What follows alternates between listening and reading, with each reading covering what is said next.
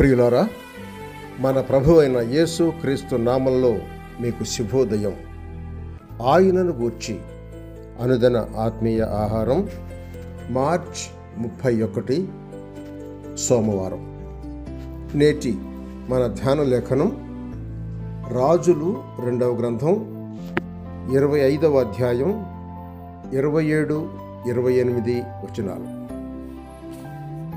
యూదా రాజైన యెహోయాకీను చెరలో ఉంచబడిన 37వ సంవత్సరమున 12వ నెల 27వ దినమున బబులోను రాజైన ఎవీల్మెరోదకు తాను ఏలనారంభించిన సంవత్సరమందు బందీగృహంలో నుండి యూదా రాజైన యెహోయాకీనును తెప్పించి అతనితో దయగా మాట్లాడి అతని పీఠమును బబులోనులో తన యొద్దనున్న రాజుల పీఠముల కంటే ఎత్తు చేశాను.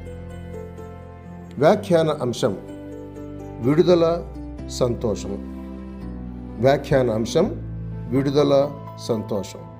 వ్యాఖ్యానం: ఈ బబులోను రాజు క్రొత్తగా పట్టాభిషేకం నొందితిని అన్న సంతోషంలో దయతలచి తన రాజ్యంలో దీర్ఘకాలం ఖైదీగానున్న బీదరాజైన యెహోయాకీనును విడిపించాడు. సరాసరి 38 సంవత్సరాలు ఆ రాజు చెరసాల్లో ఉన్నాడు. కానీ క్షణంలో వాక్కు బయలుదేరగా అతనికి విడుదల ప్రాప్తించి చెరసాల నుండి బయటికి వచ్చాడు.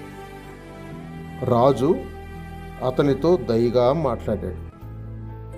బాబిలు రాజు అతనికి మరలా పీఠం ఇచ్చి ఆ బందీగృహ వస్త్రాలను తీసివేసి వేరు వస్త్రాలను అనుగ్రహించి తనతో కూడా తన సన్నిధిని భోజనం చేసే ధన్యతను దయచేశాడు.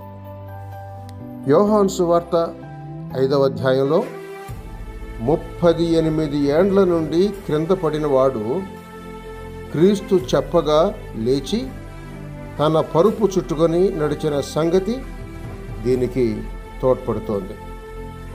మీ విడుదల ఎట్లు? చెరసాల్లో ఉన్నారా? బయటికి వచ్చి ఉన్నారా? క్రీస్తు వచ్చి ఉన్నాడు. చెర అనేది వెనుకబడింది. ఇది వాస్తవం. నమ్మితే మీకు అనుభవం అవుతుంది. సహోదరుడు సైలస్ ఫాక్స్. శుభములతో వందనాలు.